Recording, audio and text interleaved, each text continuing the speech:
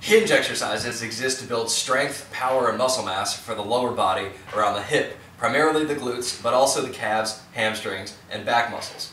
Hinge movements are helpful for developing coordination, the lumbar spine, and the pelvis to improve technique, stability, and power on the drive and recovery of the rowing stroke.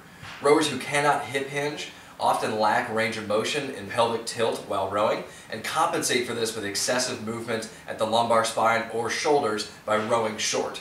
We often see errors with the hip hinge on land with rowers who bend at the lumbar spine without adequate hip movement.